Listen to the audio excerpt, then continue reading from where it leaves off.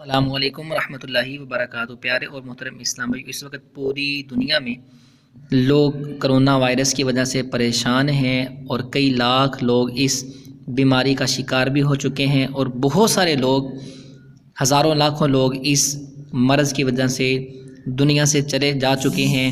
پیارے اور محترم اسلام بھائیوں، میں آپ کو ایک بات یہاں بتانا چاہ رہا تھا کہ جو لوگ اپنے آپ کو سیو کر رہے ہیں تو ان کے لیے بھی ایک میرا پیغام ہے، اور جو بچ گئے ہیں ان کے لیے بھی یہ پیغام ہے۔ پیارے اور محترم اسلام بھائیوں، ہم اس وبا سے تو ہم بچ گئے ہیں، لیکن کیا آپ بھول گئے ہیں کہ جو مرنا ہے وہ ضروری ہے؟ ایک نہ ایک دن ہم نے مرنا ہے۔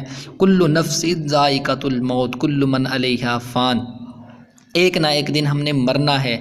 تو پیارے اور محترم اسلام بھائی، میری آپ سے ریکویسٹ ہے کہ کرونا سے جو آپ ڈر رہے ہیں، اس کی بجائے آپ اللہ تبارک و تعالیٰ کی بارگاہ سے ڈریں، اللہ تبارک و تعالیٰ کی بارگاہ میں رجوع کریں، اللہ تبارک و تعالیٰ کی بارگاہ میں توبہ استغفار کریں، اپنے گناہوں سے معافی مانگیں اور اپنے پیارے آقا و مولا صلی اللہ علیہ وسلم کو اپنا شفیع بنا کر حضور علیہ الصلوۃ والسلام کی بارگاہ میں وسیلہ پیش کیجیے، گناہوں سے معافی مانگیے۔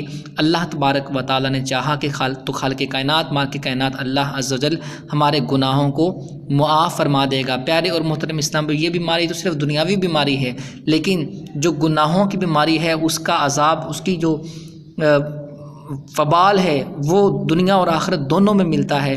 تو اللہ تبارک و تعالیٰ سے دعا ہے کہ خالق کائنات مالک کائنات اللہ عز و جل ہمیں جسمانی بیماریوں کے ساتھ ساتھ دل کی بیماریوں سے بھی محفوظ فرمائے۔ اللہ تبارک و تعالیٰ ہمیں توبہ کرنے کی توفیق عطا فرمائے۔ السلام علیکم ورحمۃ اللہ وبرکاتہ۔